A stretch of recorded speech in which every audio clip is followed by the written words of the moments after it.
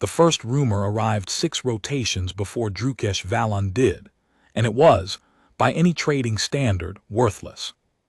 A Grenari fuel merchant on Relay Hub Tesic had mentioned it between invoices, something about a human vendor on Ketha Ring Station, who was underselling thermal insulation composites by 9% against the compact index, moving volume that shouldn't have been possible from a single operator stall, and doing all of it without a predictive pricing algorithm. The Grenari had said it the way one mentions a strange noise in a ship's ventilation system, not alarmed, not interested, just noting. Drukesh had noted it too, then he had deleted it. He was not the sort of trader who chased rumors. He was a certified Valon House commodity broker, 5th generation, with a Tesic mercantile exchange seat that his family had held since before the humans had figured out how to get off their planet. His carapace, thick, dark-plated armor that covered him from crown to mid-thigh, and caught the station light in deep blue-black ridges, bore the etched trademarks of 41 years of verified transactions. Each mark was a completed deal, laser-scored into his shell by the exchange's registrar, and they covered him the way metals covered an officer. Among the Vakari, his species, your shell was your resume. His was excellent.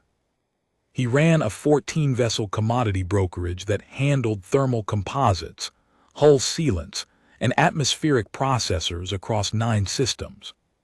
He used the Tesic predictive engine, the most advanced pricing algorithm on the exchange, which modeled supply chains across 418 variables and predicted market shifts with a published accuracy of 94.7%.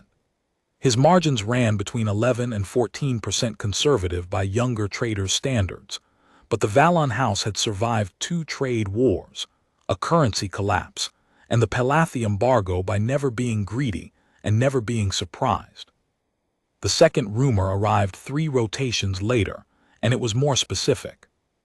A Turai logistics coordinator named Liss, whom Drukesh had used as a sub-hauler for a decade, mentioned during a routine scheduling call that a human trader on Ketha Ring had just closed a bulk deal on atmospheric processor cores with the Veshtara Prime Colonial Authority, a contract that Drukesh himself had been positioning for across 6 weeks of algorithmic modeling. The Colonial Authority had signed with the human instead. The price was 7% below Drukesh's projected floor. 7 below your floor, Liss had repeated, her tall, membranous ears flicking with the mild amusement that Turai displayed when watching someone else lose money. And apparently the deal closed in person. No algorithm, no predictive model submitted to the authority's procurement board. Just a meeting. Just a meeting, Drukesh had echoed. The human walked into the procurement office, sat down, talked for about 2 hours and walked out with a signed contract. Drukesh's mandibles had tightened against each other, producing the quiet grinding sound that, in Vakari body language, communicated controlled irritation. The Veshtara contract represented 4 months of careful positioning. His algorithm had identified the opportunity, modeled the Colonial Authority's procurement cycle, predicted their budget window, and calculated the optimal bid range. The human had apparently walked in and talked. The third rumor was not a rumor, it was a market report.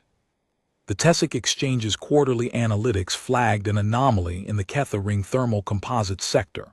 A sole operator vendor, species designation human, registered under a Terran compact commercial license, had increased market share in the subsector by 14% over 2 quarters. The vendor's pricing model was listed as unclassifiable because the exchange's analysts could not identify which algorithm was generating the quotes. The vendor's overhead was listed as minimal.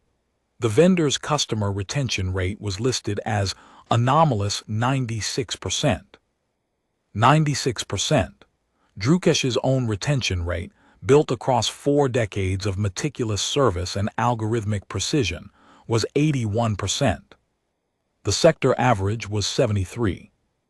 He booked passage to Ketha Ring Station the same afternoon. The station was a mid-tier trading hub in the outer Tesic, run too small for the major houses, too large for subsistence vendors, exactly the kind of place where a competent operator could carve out territory by being better than mediocre and more reliable than average. Drukesh had traded through Ketha ring a dozen times over the years and had never found it remarkable. He found Bay 22 of the lower commercial ring on his second day, after asking 3 different station vendors where the human trader operated. 2 of them had given him directions immediately. The third, a Palathi moisture farmer who sold atmospheric additives from a refrigerated stall, had looked at Drukesh with her wet, filmy eyes and said, "You're going to buy something. Everyone does." Drukesh had not dignified this with a response. He did not buy things. He acquired commodities at optimal price points through algorithmic analysis. There was a difference. Bay 22 was a standard commercial lease unit, 40 meters by 20, exposed ceiling conduits, composite flooring scuffed by cargo loaders, a rolling cargo door that opened onto the ring's main freight corridor. It was unremarkable in every respect except for the smell, which hit Drukesh 3 meters before the open doorway, and which his olfactory sensors located in the soft tissue between his mandibles, registered as a complex blend of heated organic compounds, none of which belonged in a commodities trading bay. The human was standing behind a heavy table near the center of the bay, surrounded by sample crates and datapads and thermal composite blanks arranged in a pattern that appeared to have no organizational logic. He was in his late middle years, hard to tell precisely with humans, whose aging patterns Drukesh had never studied and did not intend to. Gray-brown hair cut short, a plain coverall in dark blue, pockets bulging with small tools and data chips. Hands that moved constantly, picking up a sample, setting it down, tapping a datapad, adjusting the position of a crate, all while talking to a customer. The customer was a Vorani freight captain, a tall, feathered officer whose iridescent plumage caught the bay's overhead work lights, and the human was showing her a thermal composite sample, while explaining something about installation tolerances at a pace that suggested he had given this explanation many times and still meant every word. Drukesh stopped just inside the bay door and watched. "The spec sheet says 1,200 hours at sustained thermal load," the human was saying, turning the composite blank in his hands so the Vorani captain could see the grain. "That's the manufacturer's rating. In practice, if you're running a Class 4 freighter through the Ashenvale corridor, you're looking at ambient thermal variance that the manufacturer didn't test for, because they tested in a lab, and you're flying through a corridor that has microflare activity near the 3rd waypoint. So the real number is closer to 900 hours. The Vorani captain's crest feathers shifted, a subtle movement that Drukesh recognized as professional interest. "But here's the thing," the human continued.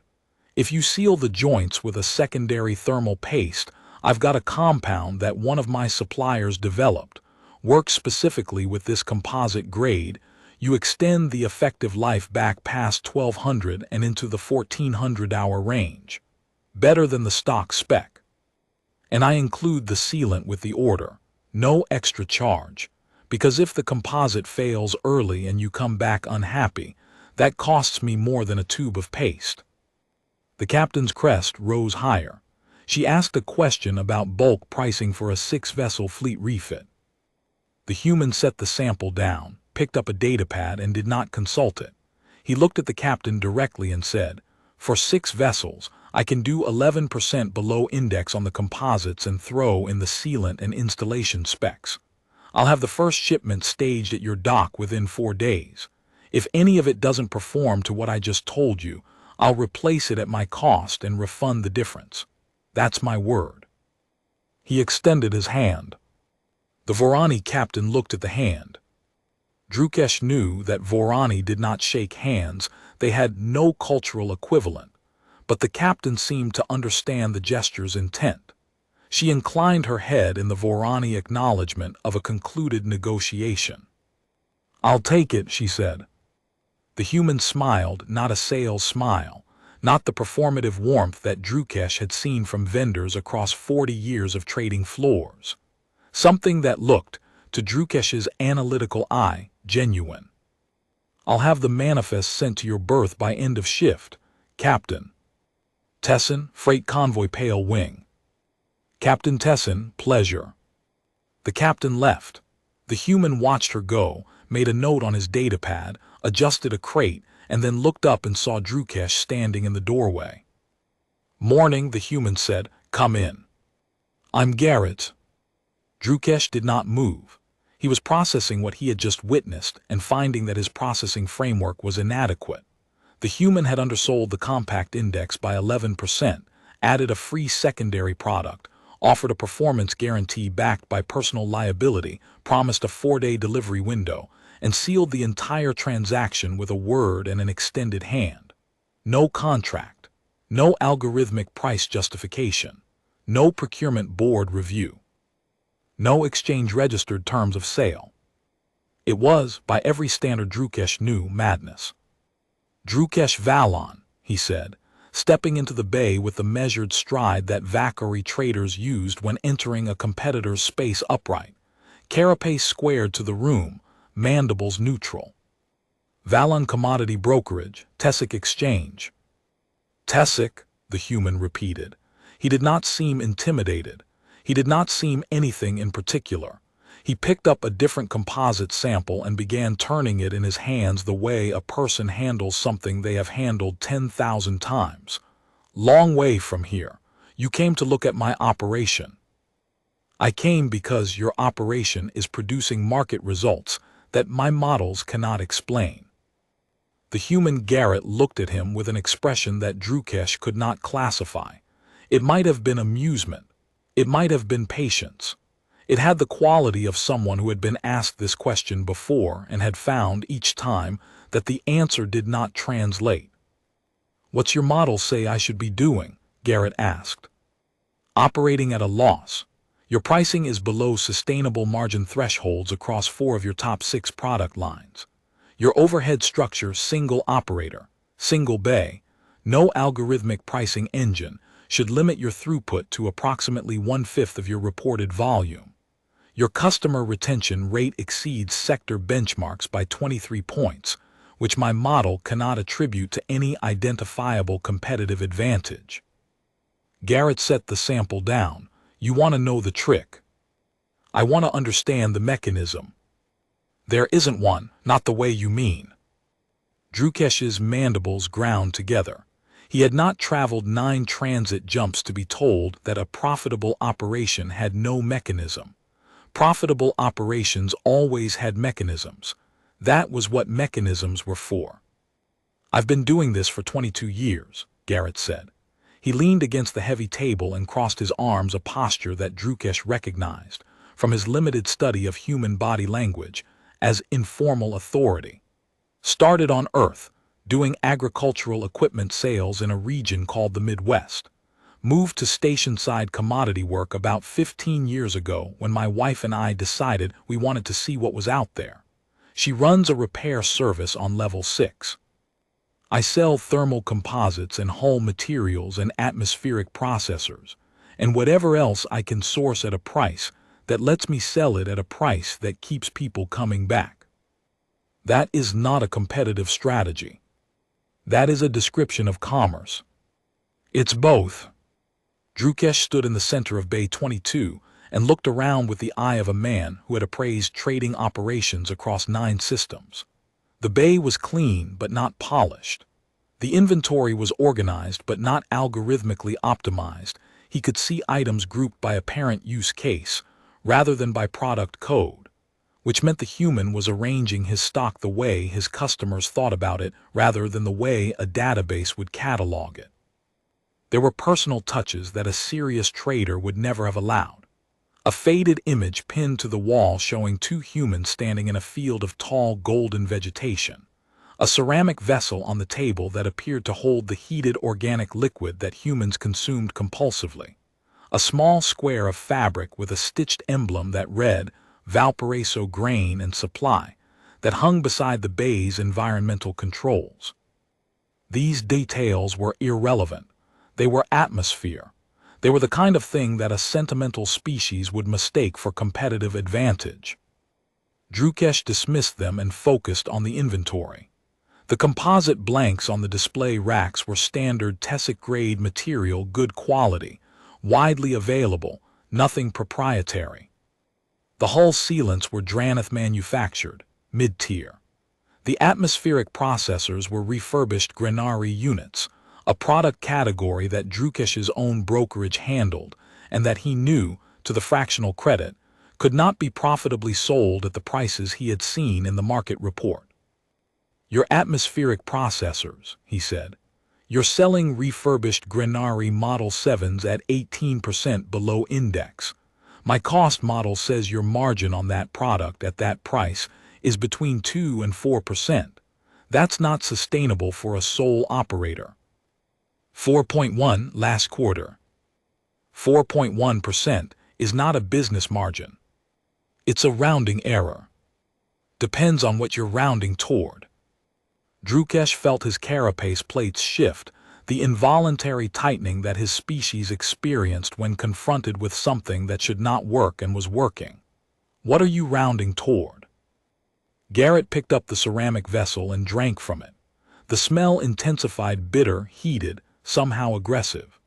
The processors are a loss leader. I price them thin because every station operator and freight captain who buys a processor from me is going to need composites, sealants, wiring harnesses, and thermal paste within 6 months. And when they need those things, they're going to call me, because I sold them a good processor at a fair price, and I didn't make them feel like they were being optimized. Optimized? By an algorithm, by a model that calculates the maximum price a customer will tolerate before switching vendors and then charges exactly that price, which is what your Tessic predictive engine does. I've seen the bids your house puts out. They're efficient, they're precise, and they make the customer feel like a variable in someone else's equation. Drukesh's mandibles stopped grinding. They had locked, which was worse. I don't make anyone feel like a variable, Garrett continued, turning a hull sealant tube end over end in his hands. I make them feel like a customer.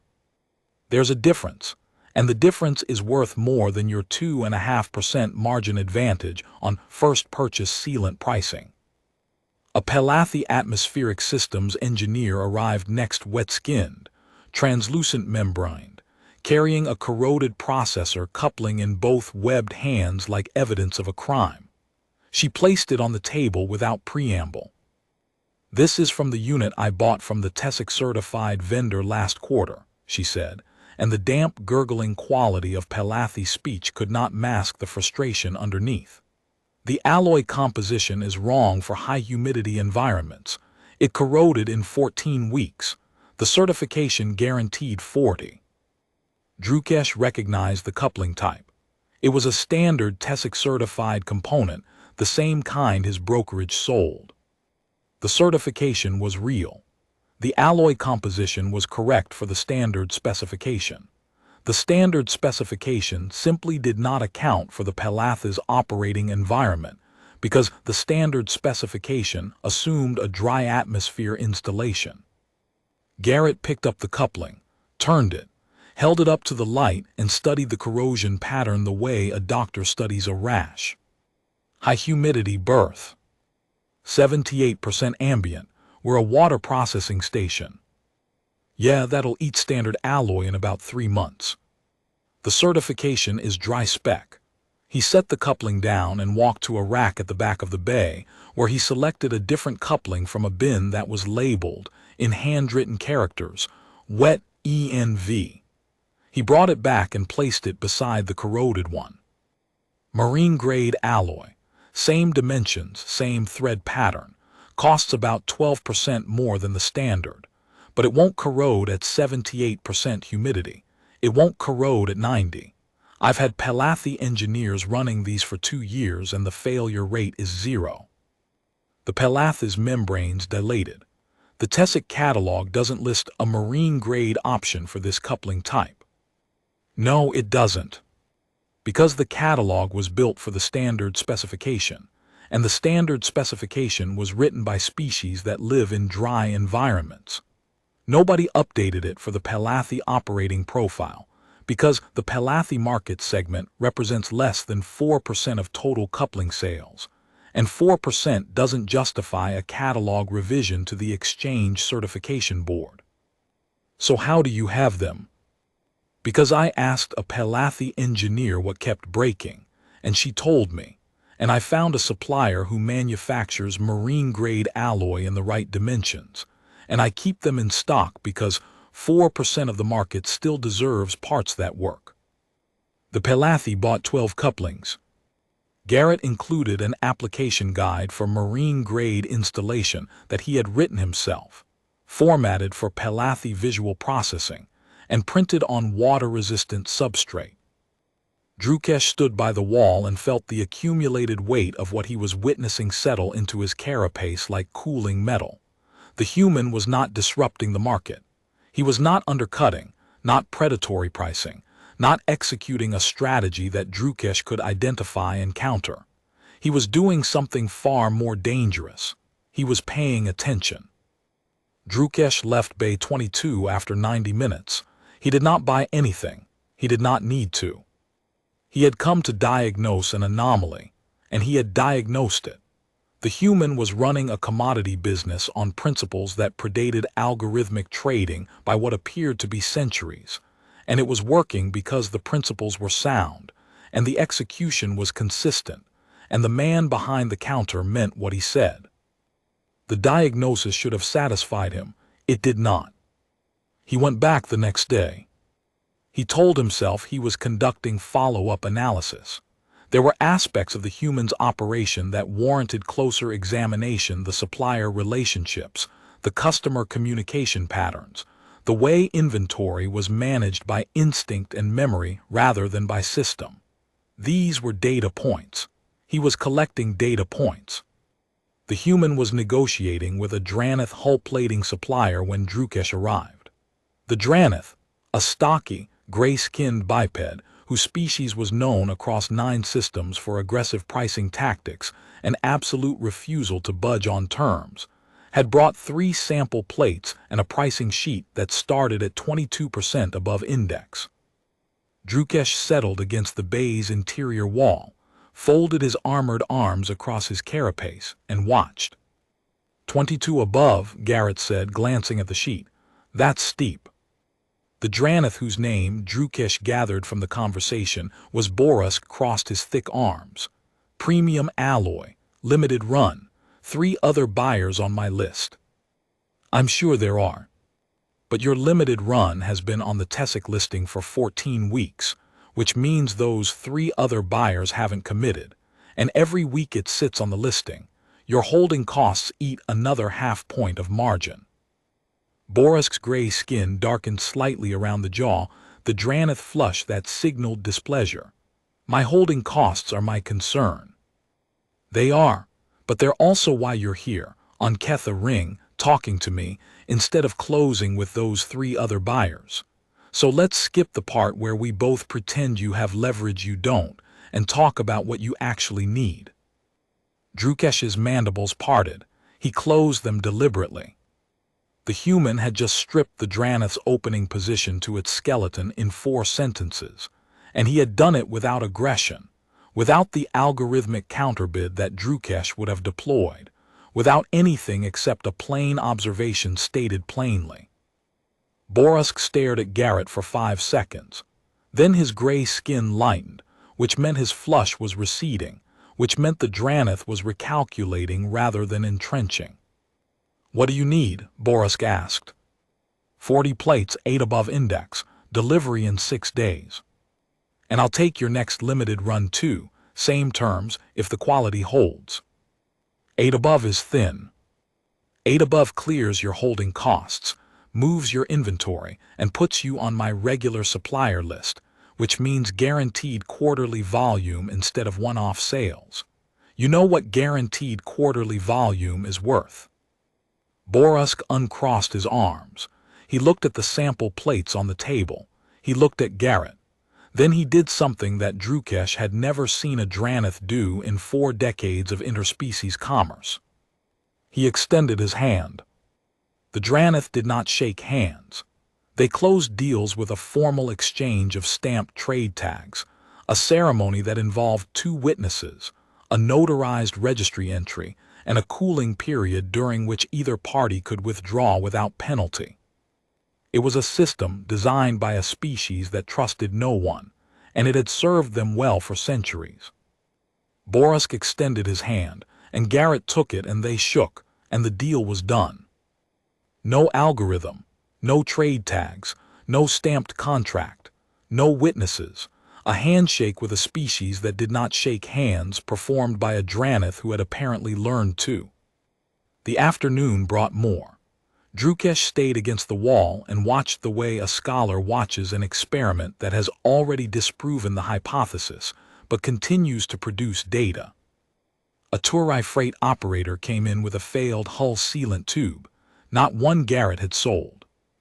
The Turai had come to him anyway because, she said, "You're the only vendor who answers questions."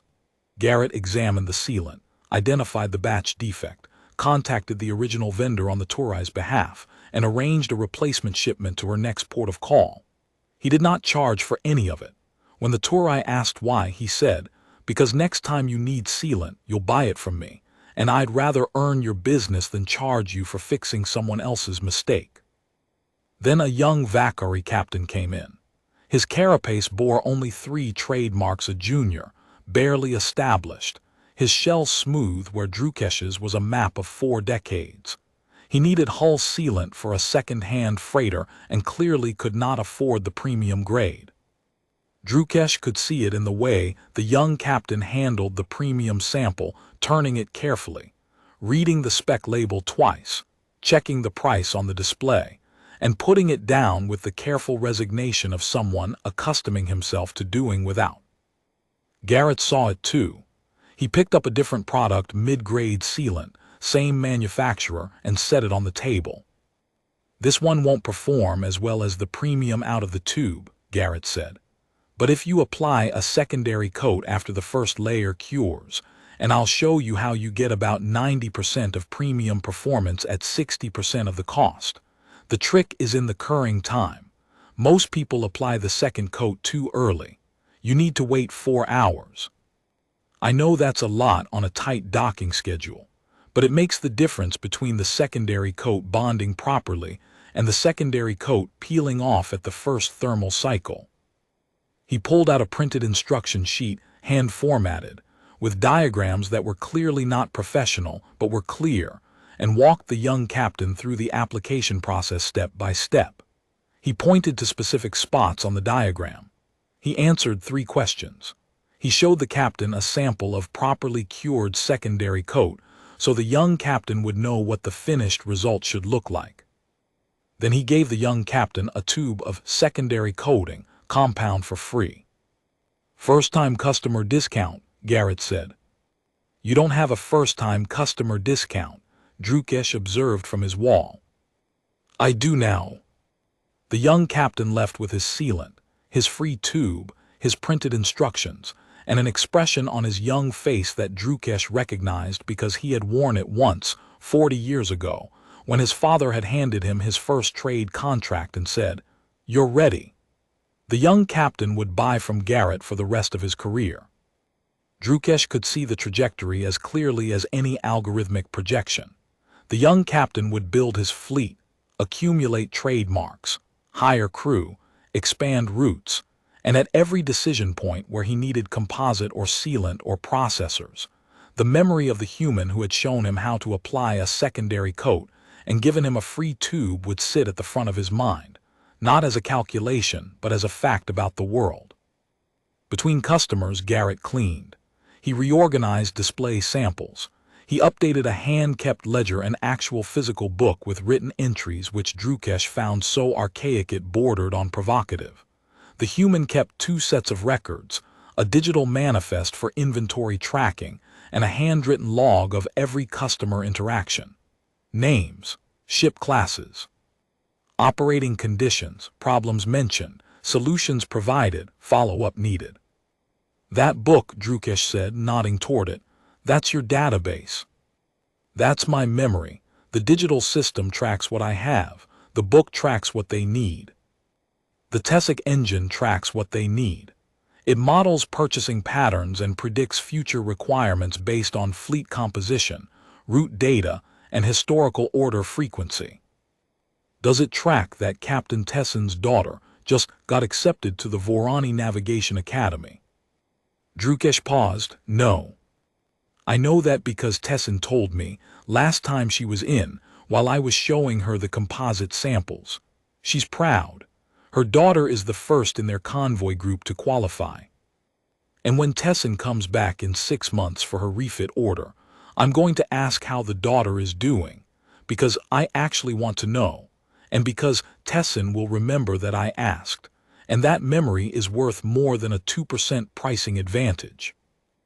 Drukesh left Bay 22 that evening and walked the station's commercial ring in the direction his feet chose. He passed vendor stalls and cargo bays and freight offices. He noticed, for the first time, which vendors displayed personal items in their stalls, which ones greeted customers by name, which ones had regulars who lingered after the transaction was complete. He noticed that Garrett's Bay 22 was the only one where people brought problems that Garrett had not caused and could not profit from solving. On the third day, Drukesh stopped pretending. He arrived at Bay 22 with his own datapad and sat across from Garrett at the heavy table and said, I want to understand why a handshake closes deals that take my algorithm 6 weeks. Garrett poured him something from the ceramic vessel. It was the heated organic compound coffee Drukesh had learned by now. It smelled like engine solvent and tasted, according to his mandibular sensors, like concentrated bitterness with a thermal profile designed to cauterize soft tissue. He drank it because the human had offered it, and because refusing a host's offered drink was poor tradecraft in any culture. Your algorithm, Garrett said, knows everything about the market and nothing about the people in it. The people are the market. No. The market is the market. The people are people. Your algorithm models supply curves and demand elasticity and competitor positioning and price sensitivity thresholds. It's very good at that. But it doesn't model the fact that Captain Tessin's last vendor delivered late 3 times and never apologized. It doesn't model the fact that Borusk is sitting on unsold inventory because the market report scared off his usual buyers and he needs someone to take a chance on his product. It doesn't model the fact that the young Vakari captain with 3 marks on his shell is going to remember who helped him when he was starting out, and in 15 years, when he's running a fleet, he's going to call the person who gave him a free tube of sealant. Sentiment. Foresight. Dressed up as sentiment, if that makes it easier for you. It does not make it easier for me. Garrett laughed. It was a short, quiet sound, not mocking, not performative. The laugh of someone who had been on the other side of this conversation enough times to know how it ended. Let me ask you something, Garrett said, leaning forward with both elbows on the table, his hands wrapped around the ceramic vessel. When you close a deal through the Tesic engine, what happens after? The transaction is registered. The goods are delivered. Payment is processed. The counterparty relationship is logged and available for future algorithmic reference. Right, and how do you feel about the deal? I don't feel about deals, I execute them. And your customer? How do they feel? Drukesh paused. The question was, by Vakari commercial standards, irrelevant. How a customer felt about a transaction was not a variable in the Tesic predictive engine. The engine modeled behavior, what customers did, what they were likely to do, what price they would accept when they would switch vendors. It did not model how they felt about any of it because feelings were not measurable, and unmeasurable inputs were unreliable, and unreliable inputs degraded prediction accuracy. I don't track that metric, Drukesh said. I know, Garrett said. That's the metric that matters. A silence settled between them. Not uncomfortable, Drukesh had built a career on silence, on the deliberate pauses of negotiation. But this silence was different. It was the silence of someone waiting for a realization to finish arriving. "Show me your supply chain," he said. Garrett raised an eyebrow. "You want to see my supply chain?" "I want to understand how you maintain 4-day delivery windows as a sole operator without algorithmic logistics." "I don't have algorithmic logistics, I have Liz." "Liz, the Turai sub-hauler." "You know her." "She runs my secondary freight division." Garrett smiled. "Small galaxy. Liz handles my distribution because she's reliable," she communicates, "and she once rerouted a shipment through the Ashenvale shortcut on her own initiative because she knew my customer couldn't wait for the standard route. I didn't ask her to. She just did it. That's not a logistics model. It's a relationship. Your entire distribution network operates on personal relationships." "My entire business operates on personal relationships. The distribution is just one part." Drukesh set his datapad on the table. He had been taking notes: pricing structure, supplier terms, inventory management, logistics, customer communication. It was a thorough, rigorous analysis of a trading operation, and it was completely useless because the thing that made the operation work was not in any of the categories. He closed the datapad. "You're telling me that your competitive advantage is that you're a decent person." "I'm telling you that my competitive advantage is that I show up every day, same bay, same table, same face. And when someone walks in with a problem, I help them. And when someone walks in with a question, I answer it. And when I shake someone's hand, I mean it. And the reason that works is not because I'm decent. Plenty of people are decent. It works because everyone else stopped doing it and started trusting algorithms to do it for them. And algorithms don't show up. Algorithms don't shake hands. Algorithms don't remember that the Palathi engineer needs marine-grade couplings because her station runs at 78% humidity. Algorithms serve the market. I serve people." On the fourth day, Drukesh received a priority communication from his brokerage's analytics division. The Tessic engine had flagged a new anomaly. Drukesh's own client base in the outer Tessic run was showing early indicators of migration. 3 mid-tier customers had requested competing bids from other vendors. 2 long-term accounts had not renewed their standing orders on schedule. The engine's predictive model estimated a 31% probability of significant client loss in the next quarter. The engine recommended a pricing adjustment. Reduce margins by 2.4% across the affected accounts, coupled with an enhanced delivery guarantee funded by a surcharge on the remaining client base. Drukesh read the recommendation. He read it again. The engine's solution to customers leaving was to charge the remaining customers more to subsidize cheaper prices for the ones who were leaving. It was mathematically sound.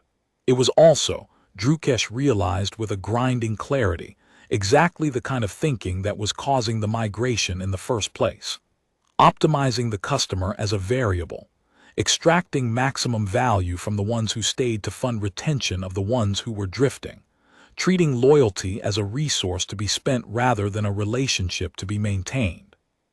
He closed the communication, walked to Bay 22, sat down at the heavy table, and asked Garrett to pour him another cup of the terrible coffee.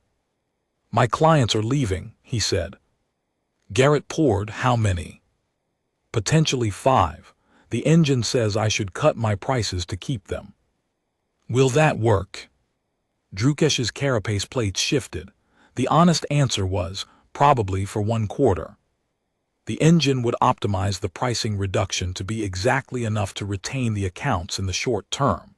But the underlying cause would remain, and the next quarter's analysis would flag the same migration indicators, and the engine would recommend another reduction, and the cycle would continue until Drukesh's margins were thin enough to compromise his service quality, at which point the migration would accelerate.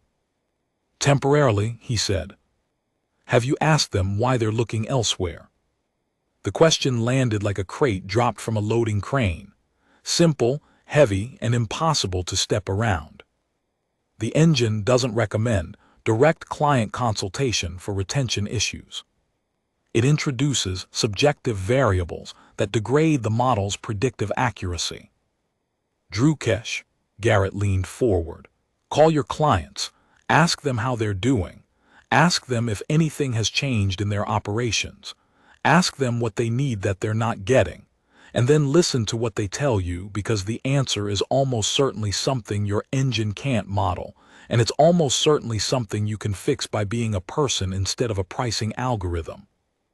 Drukesh looked at the human across the heavy table, in the cargo bay that smelled like coffee and thermal composite dust, and he felt something shift behind his carapace that he did not have a vacuary commercial term for. It was not defeat. It was not the grinding frustration of a competitor outmaneuvered. It was something closer to the feeling he had experienced as a young trader 40 years ago, when his father had taken him onto the trading floor for the first time, and he had understood, suddenly and completely, that commerce was not numbers on a screen but people in a room. He had forgotten that. Somewhere in 41 years of algorithmic optimization and predictive modeling and margin analysis, he had forgotten that the numbers on the screen represented people who had needs and preferences and memories and grudges, and that no algorithm in the galaxy could model the simple fact that someone remembered your name. I need to make some calls, Drukesh said. He spent the rest of the fourth day on his ship, contacting clients. Not through the engine's automated outreach system, which generated personalized but algorithmically crafted messages designed to maximize engagement metrics. He called them directly, voice channel, face-to-face on the relay screen. The first client, a Vorani station manager who had been buying atmospheric processors from Drukesh for 6 years, looked startled when Drukesh's face appeared on her screen instead of an automated order confirmation. Broker Valon, she said, is there a problem with my account? No, I wanted to ask how you're doing. The silence that followed lasted 4 seconds. In Vorani communication, 4 seconds of silence was a significant pause long enough to reassess the entire nature of a conversation. I'm fine, she said. The processors you shipped last quarter are performing within spec. Is there something specific? Is there anything you need that I'm not providing? Another pause. Then the station manager's crest feathers softened the Vorani indicator of someone allowing a guarded posture to relax. Actually, she said, yes, I've been having installation issues with the Model 7 couplings. The standard fittings don't align with our station's conduit layout, so my engineering team has been fabricating adapter plates for every unit. It adds about 6 hours of labor per installation. I submitted a note through your automated feedback system 8 months ago. Drukesh checked. The note was in the system. The engine had classified it as a non-critical operational observation and filed it in a queue that was reviewed quarterly. The queue contained 47 similar notes. None of them had been actioned. I'll have adapter plates manufactured to your station's specifications and included with your next order, Drukesh said. No charge. The silence was 3 seconds this time. That would be very helpful. Thank you, Broker Valon. Drukesh, he said, and the word came out before the engine could have recommended it. Call me Drukesh. The second client was a Grenari freight cooperative that had been buying hull sealants from Drukesh for over a decade. Their chief procurement officer, a crustacean-armored veteran named Dovsk, whose mandibles were permanently locked at the angle of professional skepticism, was even more surprised to receive a direct call. Valon, what's wrong? Nothing, I'm checking in. Checking in? Dovsk's mandibles shifted, which for a Grenari was the equivalent of narrowing one's eyes. You've never checked in. In 11 years, I have received automated order confirmations, algorithmic pricing updates, and a quarterly satisfaction survey that no one reads the results of. You have never called me. I'm calling you now.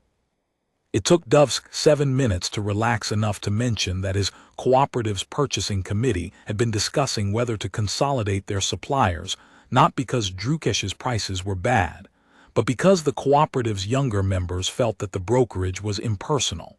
Automated communications. Algorithmic pricing that changed quarter to quarter without explanation. No relationship. They want to feel like someone is paying attention, Dovsk said.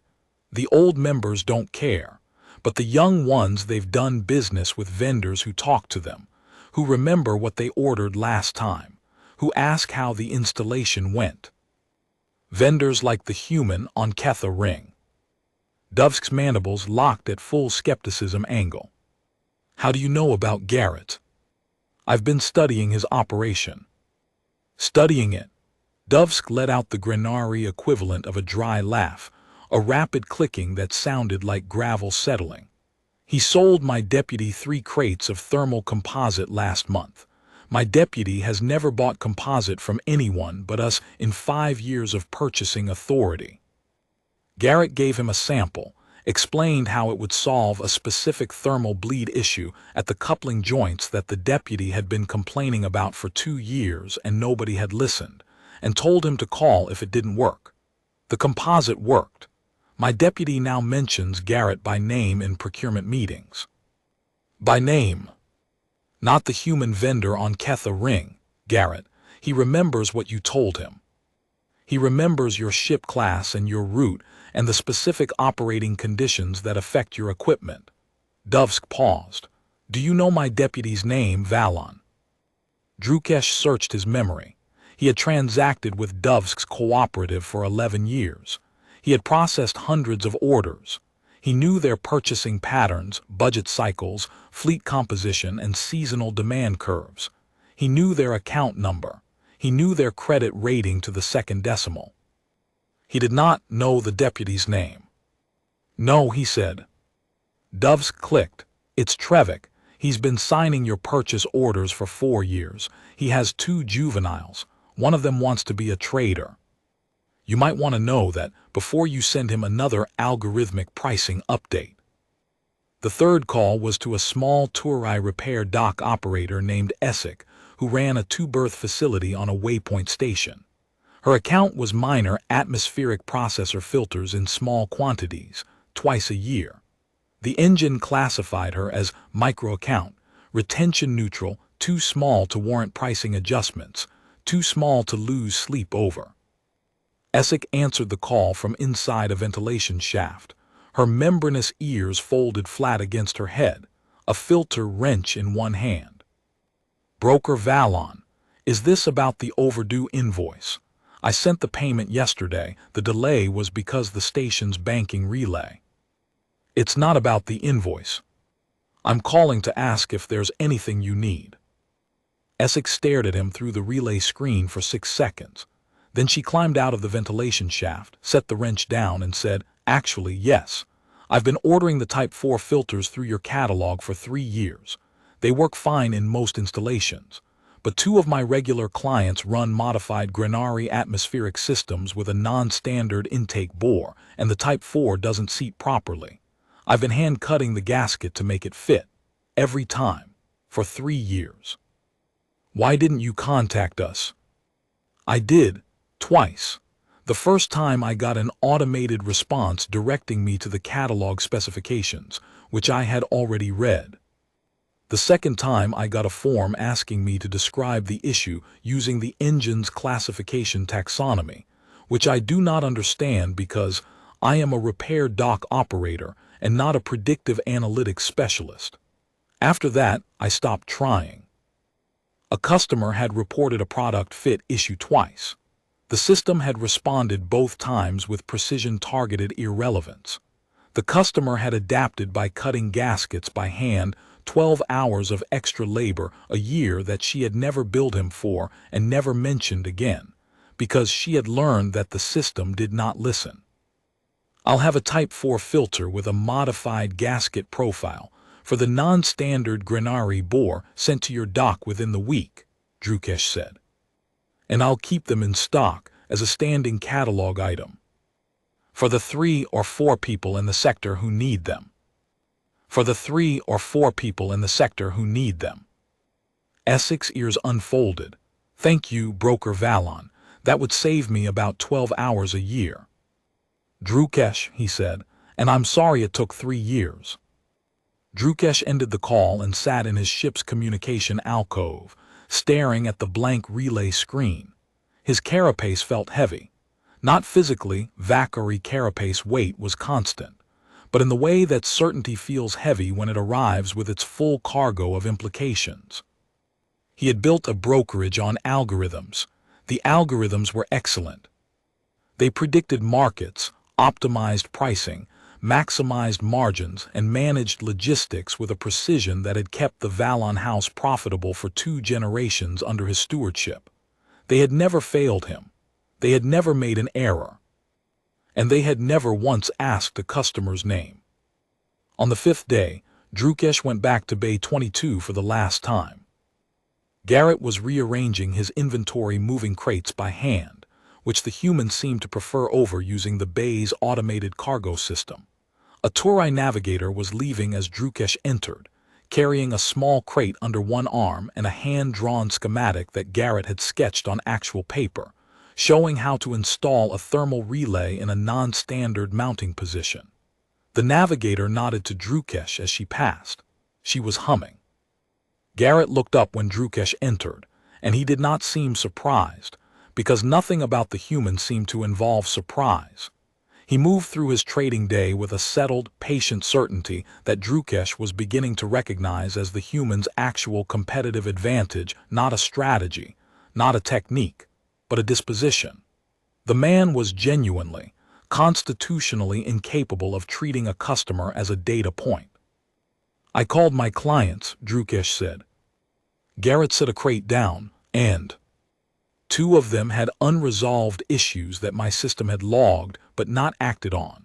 One of them wanted adapter plates for a non-standard conduit layout. One had been cutting gaskets by hand for 3 years because our feedback system couldn't process her problem. One wanted to know my name. Did you tell them? I told them my name. I told them I would address their issues personally. I offered to visit their operations within the quarter. How did they react? Drukesh's mandibles worked. The old grinding, but slower now, less irritation and more something else. They reacted as if no one had ever asked. Garrett nodded. It was not the nod of someone savoring a rival's comeuppance. It was the nod of someone who recognized the lesson because they had learned it themselves, once, in a field of golden grain in a place called the Midwest, long enough ago that the learning had become invisible. There's one more thing I want to understand, Drukesh said. All right. The handshake. You extend your hand to close a deal. It's a human gesture. It has no binding authority in any galactic trade code, no legal standing in any interstellar contract registry, no enforcement mechanism. A Vorani captain inclined her head. A Dranath supplier who has never shaken a hand in his life reached out and took yours. Why does it work?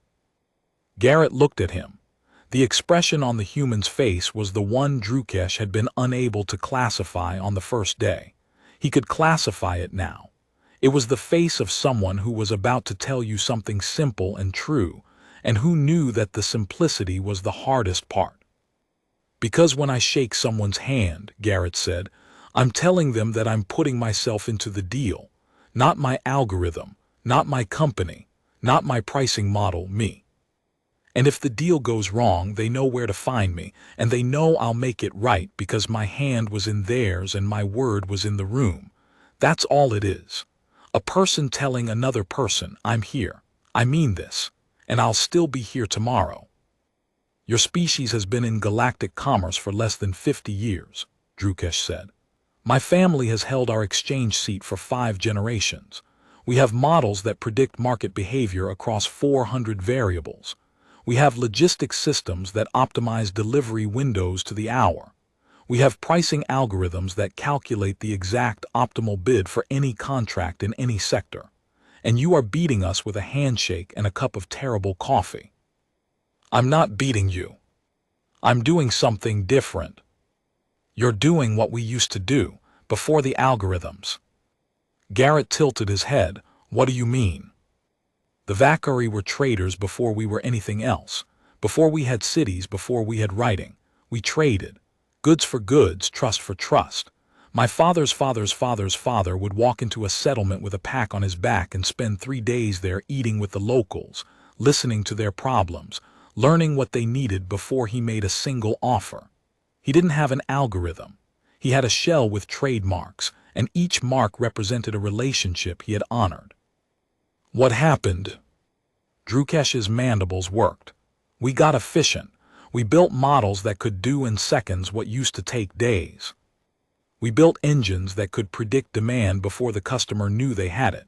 We built systems that could calculate the perfect price, the price that maximized our margin while minimizing the customer's alternatives. And somewhere in all of that optimization, we stopped walking into settlements. We stopped eating with the locals. We stopped listening.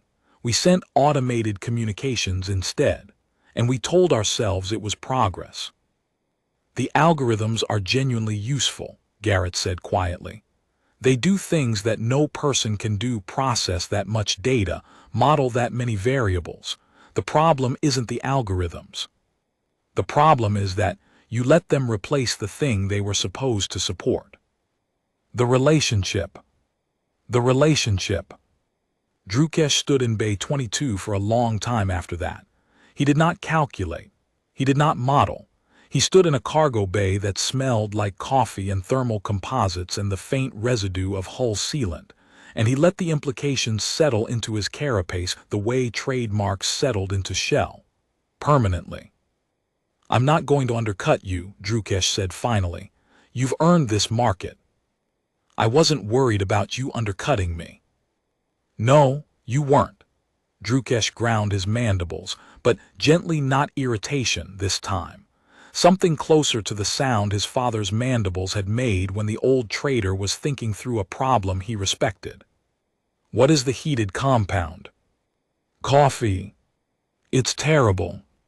Yeah, Garrett poured him another cup. It usually is. Drukesh drank it.